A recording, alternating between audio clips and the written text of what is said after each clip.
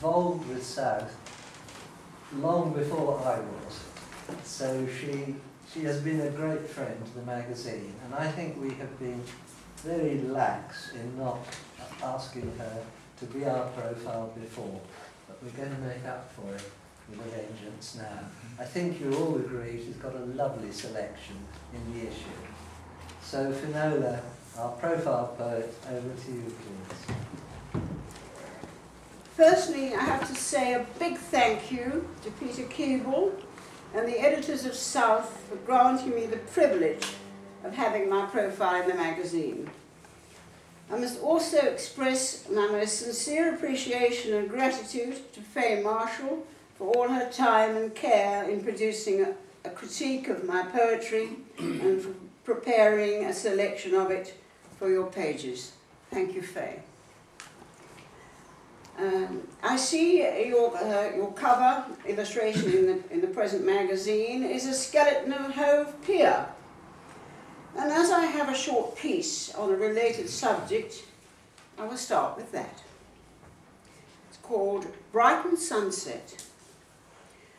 Over the dead pier, that heap of iron bones, bones that will not lie down in their sea grave, over the waves where the red winter sun floats for a moment and is gone, they come a weft of wings, a tapestry of birds unfurls against the backdrop of the sky, synchronized flyers with 1,000 wings, performers in some starling Cirque du Soleil.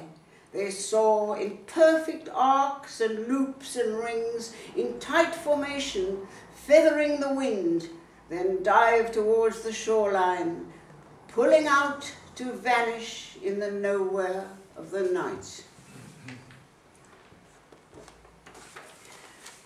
The second poem, I think it was in South some time ago, but it might bear a second hearing. It's called Woman is from the Moon.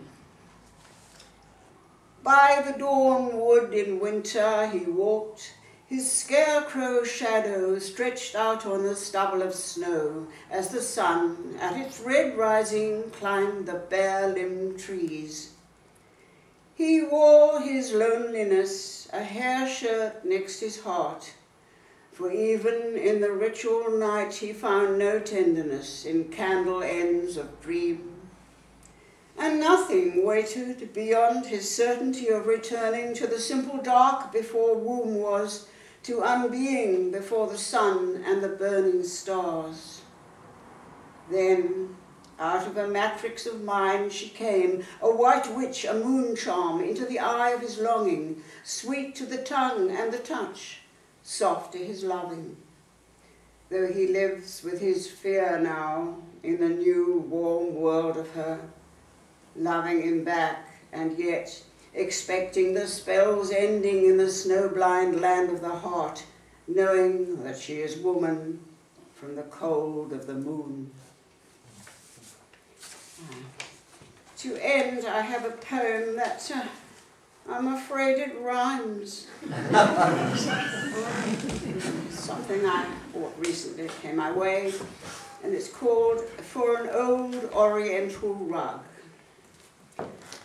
On the 1000th night, someone murmured the words, "Abracadabra," and suddenly you were here, time-travelled, weary, past your 100th year, with little left of the Jacob's coat you wore, but free of the rasp of the raking footfall, the mud-stained sole, the jackboot, wolf-hound claw, the stigma of spilt blood.